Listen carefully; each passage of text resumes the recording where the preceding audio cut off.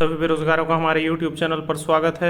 और बेरोजगारों की बेरोजगारी का दिन खत्म होने का समय आ गया है, क्योंकि छत्तीसगढ़ जो CSPDCL CSPTCL data entry operator का जो एग्ज़ाम हुआ है उसके DV के संबंध में नोटिफिकेशन यहाँ पे आ चुका है।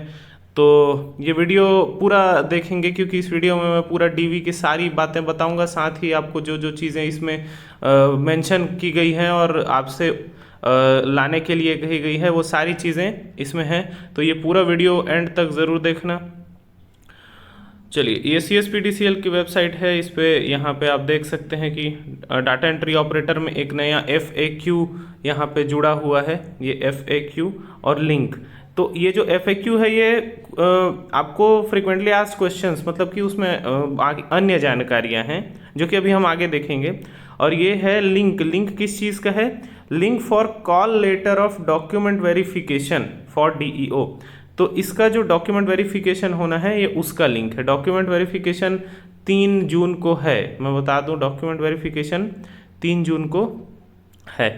तो चलिए, इस लिंक को जैसे ही आप मैं बता देता हूं। सबसे पहले आप इस लिंक को जैसे ओपन करते हैं, तो लिंक को ओपन करेंगे तो कुछ विद्यार्थी फ़ोन को पोर्ट्रेट मोड में यूज़ कर, मतलब पोर्ट्रेट मोड में ही रहता है, तो आप उसको यहाँ से चेंज करके डेस्कटॉप साइट में चले जाइए। यहाँ पे जो डेस्कटॉप साइट है, तो इसमें अगर आप चले जाएंगे, ये डेस्कटॉप साइट यहाँ पे टिक कर इसको चेक कर लेंगे तो, और रीलोड कर लेंगे तो ये फिर ऐसे खुल जाएगा।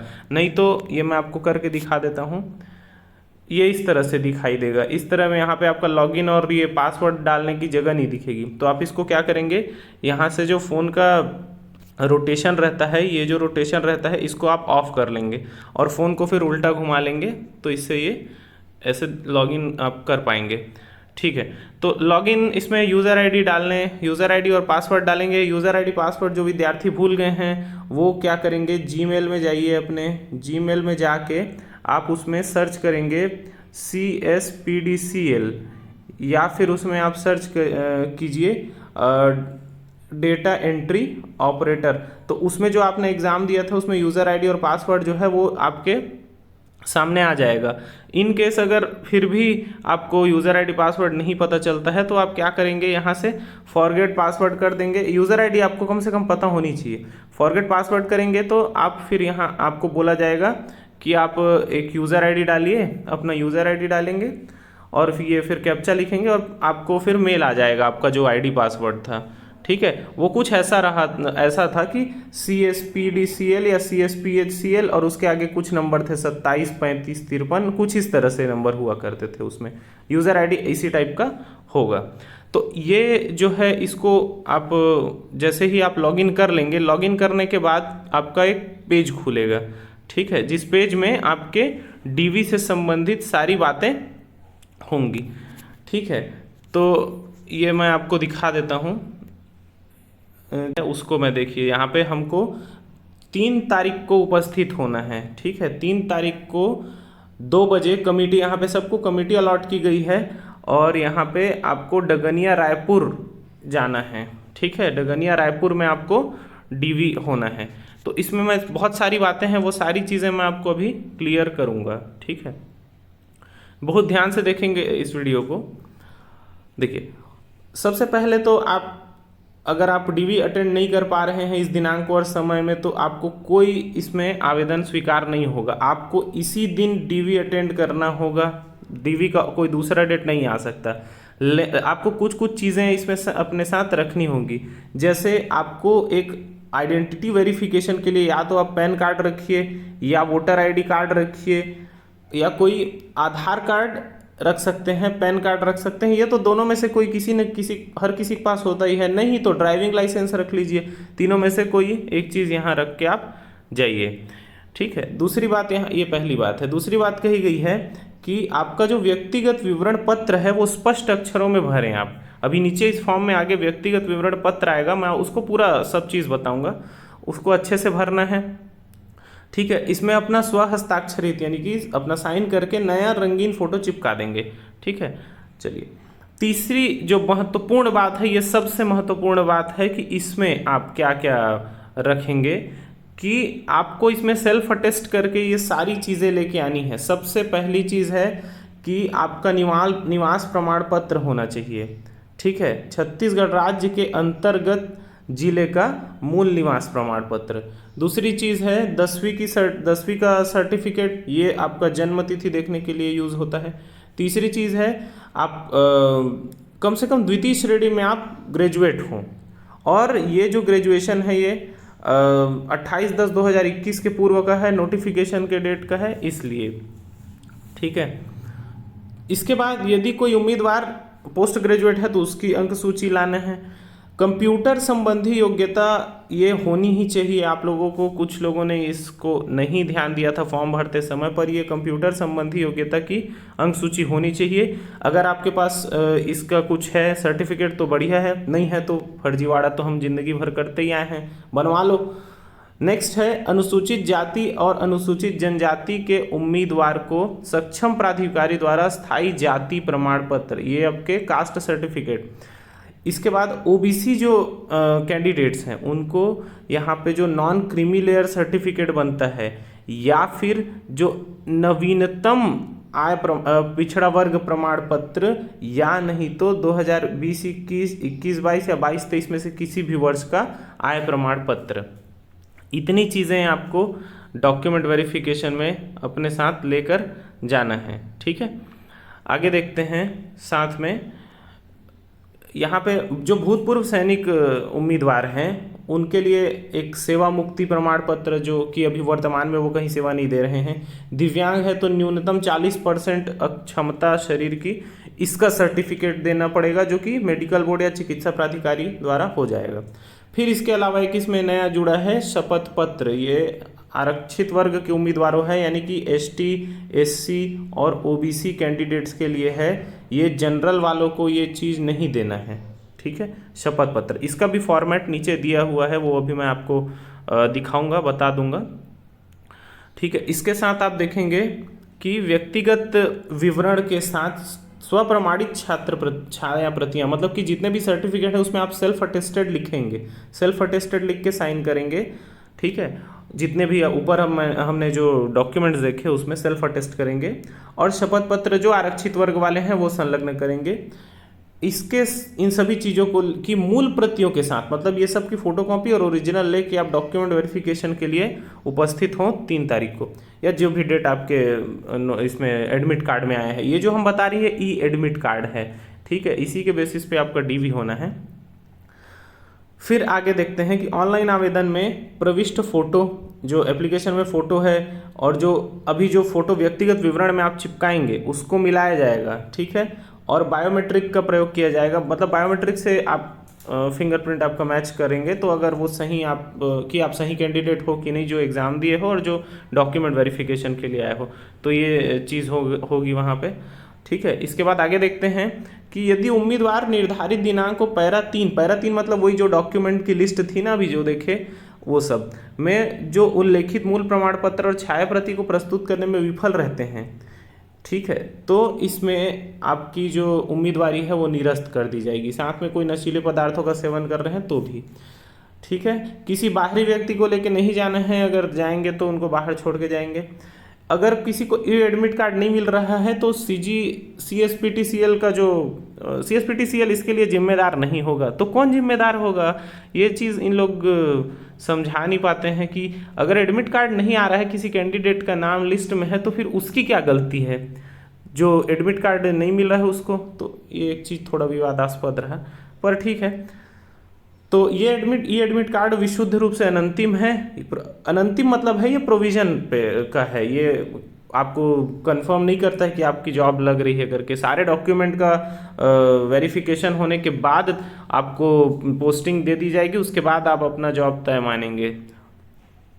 फिर अगला है, एक से अधिक क्षेत्र या कंपनी हेतु आवेदन करने वाले ऐसे उम्मीदवार, यानी कि ऐसे उम्मीदवार जिनका CSPDCL और ट्रांसमिशन में भी हो गया है और डिस्ट्रीब्यूशन में भी हो गया, CSPDCL में भी हो गया है, तो आपको एक से ज़्यादा एडमिट कार्ड मिले होंगे। तो ऐसे में आपको कोई एक चुनना होगा, किसी एक क्षेत्र को, और उसमें फिर आपको संशोधन नहीं कर सकते। तो आप दोनों में से कोई एक के लिए ही आप DV अटेंड करें, सत्यापन मतलब DV अटेंड करने के बाद एक को ही चुन के उसमें भरें। ठीक है, तो इसमें अगर विकल्प पत्र प्रस्तुत अगर आपको करना है तो वो आपको वहाँ पे दिया जाएगा डीवी में। ठीक है, आगे बढ़ते हैं। तो जैसे जो छत्तीसगढ़ राज्य के उम्मीदवार हैं उनको जो ओबीसी एसटी एससी के कैंडिडेट्स हैं उनको यात्रा व्यय का आपको भरपाई किया जाएगा, सर टिकट अपने साथ लेकर आएंगे। ठीक है, तो इतनी बातें हैं। इसके बाद ये इस जो एडमिट कार्ड है इसमें दो चीज़ें हैं, एक तो दो चीज़ें संलग्न हैं, एक तो ये व्यक्तिगत विवरण जो अभी मैं दिखाऊंगा, दूसरा है शपथ पत्र। ये सिर्फ आरक्षित वर्ग के लिए है, जनरल कैटेगरी के लोगों को ये चीज़ नहीं प्रस्तुत करना है, केवल वो व्यक्तिगत विवरण जमा करेंगे। ठीक है, तो ये आप देख पा रहे हैं कि डाटा एंट्री ऑपरेटर पद के लिए जो व्यक्तिगत विवरण है यहाँ, ये वो फॉर्म है जिसको आपको भरना है। यहाँ पे आपका फोटो लगाएंगे जिसमें साइन आप क्रॉस साइन रख दिए रहेंगे यहाँ से। ठीक है, ये कंपनी का नाम CSPDCL या CSPTCL जो भी आप करना चाहते हैं, आपका रजिस्ट्रेशन नंबर, रोल नंबर, नाम, पिता का नाम, एड्रेस, पिन कोड, जन्म तिथि और आपका जिले का नाम। ठीक है, सारी चीज़ें यहाँ पे आप भरेंगे। किसी को कोई समस्या हो तो आप कमेंट सेक्शन में बिल्कुल कमेंट करके पूछ सकते हैं। यहाँ आप कैटेगरी डालेंगे, ये सब चीज़ें भरेंगे, ये सब सर्टिफिकेट 10वीं 12वीं ये सब में कितना कितना परसेंटेज था, कौन सा श्रेणी था, ये सारी चीज़ें आप भरेंगे। ठीक है, और इसमें फिर आप इसमें ये बताएंगे कि ये सब छाया प्रतियां आप संलग्न कर रहे हैं। एक तो निवास प्रमाण पत्र 10वीं का, 12वीं का, ग्रेजुएशन का, सॉरी 12वीं नहीं है, ग्रेजुएशन का, पोस्ट ग्रेजुएशन का, कंप्यूटर संबंधित ST SC के लिए जो जाति प्रमाण पत्र है, क्रीमी लेयर OBC के लिए जो इनकम सर्टिफिकेट है इन वर्षों में से किसी एक वर्ष का, भूतपूर्व सैनिक के लिए सेवा मुक्ति।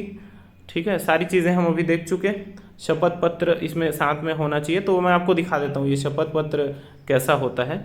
ये इसमें आगे शपथ पत्र का आपको दिया गया है, ये सिर्फ आरक्षित वर्ग के लिए है, जनरल कैटेगरी के लिए नहीं है। इसमें आप ये सारी चीज़ों को आप शायद ये 50 या 250 रुपये के स्टाम्प में भर के आपको इसको साइन करवा के जमा करना है। ठीक है, नोटरी करवाना है। ये अभी उसमें मैं बता दूंगा, FAQ में इनका सारा क्वेश्चन का यहाँ पे आपको आंसर किया जाएगा। ठीक है, तो चलिए इसके बाद मैं आपको अब दिखा देता हूँ कि जो इसके अलावा जो एक FAQ है, जो उसमें वेबसाइट पे जो FAQ भी दिख रहा होगा आपको, ये जैसे आप इसमें जाएंगे तो यहाँ पे एक नीचे में FAQ बना है, ये फ्रिक्वेंटली आस्क्ड क्वेश्चन। तो इसको अगर आप टच करेंगे तो ये जो PDF खुलता है ये वाला, ठीक है, ये वाला PDF आपके सामने खुलेगा। तो इसको भी मैं आपको अच्छे से समझा देता हूँ ताकि आपको कोई दिक्कत ना हो।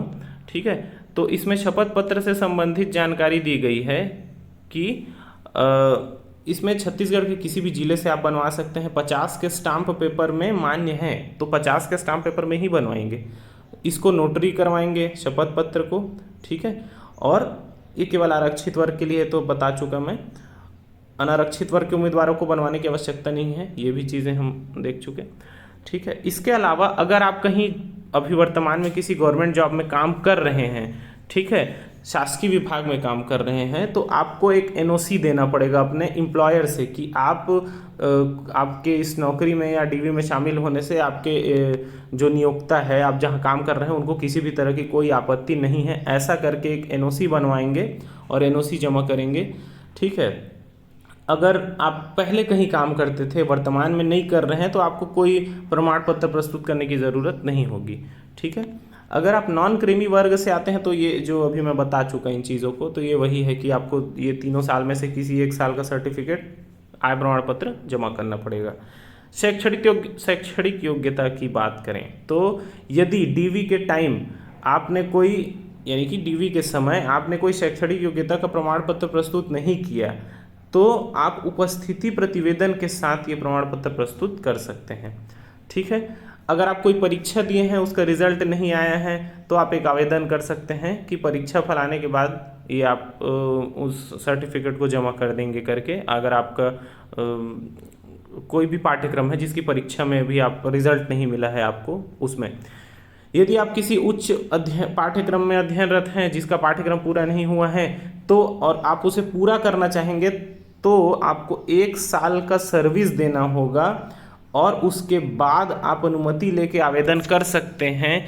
तो फिर आपको जो अधिकारी है वो अनुमति देंगे तो ही आप वो कोर्स कर पाएंगे। तो आपके लिए, आपको उसके लिए अगर आप कोई कोर्स करना चाहते हैं तो 1 साल की सर्विस देनी पड़ेगी। ठीक है, 1 साल की सर्विस देनी पड़ेगी। आगे देखेंगे कि सेम चीज़ और कि यदि और किसी पाठ्यक्रम में आप यदि शिक्षा अर्जित करना चाहते हैं तो भी आप 1 साल की सर्विस करेंगे। उसके बाद आपको अधिकारी से अनुमति लेकर आप उस जो पाठ्यक्रम है उसको पूरा कर सकते हैं। ठीक है, फिर इसमें लिखा हुआ है कि 1 से अधिक क्षेत्र में चयनित होने के संबंध में, तो ये मैं बता चुका अभी आपको कि आपको डीवी के टाइम पे 1 से ज़्यादा एडमिट कार्ड मिला होगा तो डीवी के समय किसी एक चीज़ को आपको चुनना होगा। या तो आप CSPDCL को चुन लेंगे या फिर CSPTCL को चुन लेंगे। मैं ऑलरेडी इस पे एक वीडियो बना चुका हूँ कि दोनों में से किसको चुने, तो दोनों में काम के हिसाब से किसको चुनना है ये आप मेरे प्लेलिस्ट में जाके वीडियो में आप देख सकते हैं। ठीक है, इसके बाद ये एक सबसे मेजर इंपॉर्टेंट चीज़ है कि आपको एक सर्विस एग्रीमेंट बॉन्ड यानी कि सुरक्षा निधि में आपको 1 लाख रुपए की जो राशि है वो जमा करनी है। कैसे करनी है, इसमें सारी चीज़ें दी गई हैं, मैं आपको विस्तार से बता देता हूँ ताकि आपको किसी भी तरह की कोई परेशानी ना हो। ठीक है, तो सबसे पहले आप कुछ 4 ऑप्शन है आपके पास, आप कोई भी ऑप्शन अपना सकते हैं। ठीक है, तो फर्स्ट ऑप्शन के लिए आपके पास है कि आप सीधे सीधे 1 लाख रुपए क्या करें, बैंक ड्राफ्ट के रूप में आप सीधे सीधे ये असिस्टेंट मैनेजर CSPDCL रायपुर के नाम पे आप बैंक ड्राफ्ट बनवा लीजिए। ऐसे में आप 4 साल की सर्विस करने के बाद आपको 1 लाख रुपए ये जो है वो वापस कर दी जाएगी। तो फर्स्ट ऑप्शन ये है कि सीधे सीधे DD बनवा लेंगे और इनके नाम पे, असिस्टेंट मैनेजर के नाम पे, और 1 लाख रुपए आप जमा कर दीजिए जो कि आपको 4 साल के बाद लौटा दिया जाएगा। आपको पता होनी चाहिए कि आप जिस पोस्ट के लिए अप्लाई कर रहे हैं वो 4 साल में आप अभी आपको एक तरह से अस्थायी रहेंगे, उसके बाद आपका कन्फर्मेशन होगा। ठीक है, तो ये 4 साल के बाद आपको 1 लाख रुपए की राशि वापस कर दी जाएगी। दूसरे विकल्प के तहत यहाँ पे आपके पास है, दूसरा ऑप्शन है कि आप 1 लाख रुपए ये राष्ट्रीय बचत प्रमाण पत्र या सावधि FD करवा देंगे ये असिस्टेंट मैनेजर के नाम पे। तो इसमें फिर 4 साल के बाद ब्याज की राशि सहित, मतलब आपका जो FD का ब्याज है उसको मिला के आपको 1 लाख रुपए वापस कर दिया जाएगा। ठीक है, तीसरा ऑप्शन आपके पास है कि आप 250 रुपये का स्टाम्प पेपर बनवा लें। ठीक है, 250 रुपये का स्टाम्प बनवा लें किसी भी सक्षम अधिकारी से, द्वितीय श्रेणी के, प्रथम या द्वितीय श्रेणी के स्थायी अधिकारी से आप जाएंगे और वहाँ 1 लाख रुपए के लिए 4 साल की सर्विस देने के लिए एक सिक्योरिटी बॉन्ड बनवा लेंगे। ये अनेक्जर 5B जो है इसमें बनेगा। ठीक है, यहाँ जहाँ आप जाएंगे वहाँ आप पूछ लेंगे इस चीज़ को, तो उनसे आप ये अनेक्जर 5B लेने के बाद यहाँ आपको फिर 1 भी रुपये जमा नहीं करना है किसी भी परिस्थिति में, और 4 साल की सर्विस करेंगे जिसके बाद आपको ये 1 लाख रुपए उसमें फिर कवर हो जाएगा। ठीक है, इसमें जो आप जिससे ये बनवा रहे हैं वो कम से कम अभी 4 साल और उसकी नौकरी बची होनी चाहिए, और मतलब जो सेवानिवृत्ति के लिए 4 साल बचा होना चाहिए, और वो एक सेवा प्रमाण पत्र का अनेक्जर VC भी आपको उसके साथ अटैच करके देंगे। ये आप ज़रूर बोलेंगे, ये सबसे इम्पॉर्टेंट पॉइंट है। और क्योंकि अभी कोई भी शायद विद्यार्थी 1 लाख रुपए तत्काल जमा करना नहीं चाहेगा तो वो तीसरे ऑप्शन में ही जाएगा, मैं जान रहा हूँ। तो इसको आप बहुत ध्यान से समझिए कि आप कोई भी छत्तीसगढ़ राज्य या केंद्र सरकार के जो गवर्नमेंट ऑफिसर हैं उनसे आप 250 रुपये के स्टाम्प पेपर में ये 1 लाख रुपए के लिए जो वो करवाना है, आपको स्टाम्प में बनवाना है। ठीक है, 1 रुपये का टिकट लगा के उसमें। ठीक है, तो ये सिक्योरिटी बॉन्ड होगा, श्योरिटी बॉन्ड होगा, जिसमें ये अनेक्जर 5B भी अटैच करना है और अनेक्जर VC ये 5C देख सकते हैं। ठीक है, तो इसको आप अच्छे से कर लेंगे और फिर आपको 1 लाख रुपए की राशि जमा नहीं करनी होगी, बस ये आपका सुरक्षा मतलब जमानत के रूप में जमा रहेगा आपका। ठीक है, चौथा ऑप्शन है आपको कि आप जो नौकरी कर रहे हैं, अगर आप जो आपकी सैलरी आएगी उसमें से 6,000 रुपये प्रति महीना आप जमा करें और 1 लाख रुपए होने तक, और 1 लाख रुपए होगा तो फिर आपको फिर 4 साल बाद वो वापस हो जाएगा। तो ऐसा करना है तो भी आपको 250 रुपये के स्टाम्प में ये एक टिकट लगा के, 1 रुपये का टिकट लगा के, एक वही अभी जो पिछला मैंने देखा कि श्योरिटी बॉन्ड जमा करना पड़ेगा जो कि अनेक्जर 5B है। और इसके अलावा जो जमानत करने वाला है, जो अधिकारी है, वो उसका हैसियत क्या है, उसका पोस्ट क्या है, ये वो कम से कम तहसीलदार होना चाहिए या राजस्व अधिकारी, मतलब तहसीलदार स्तर का मिनिमम होना चाहिए। ठीक है, तो उनसे ही आप ये साइन करवाएंगे, समझ गए। इसके बाद आती है मेडिकल फिटनेस से संबंधित जानकारी, जिसमें आपको मेडिकल फिटनेस 3 मेडिकल फिटनेस का मापदंड लिखा हुआ है कि आप गवर्नमेंट वहाँ आप जाएंगे तो ये चीज़ आपको बताएंगे कि मेडिकल फिटनेस के लिए आप कहाँ जाएंगे, क्या करेंगे, वो सारी, कि आप फिजिकली फिट होने चाहिए, फिजिकली आप फिट होने चाहिए।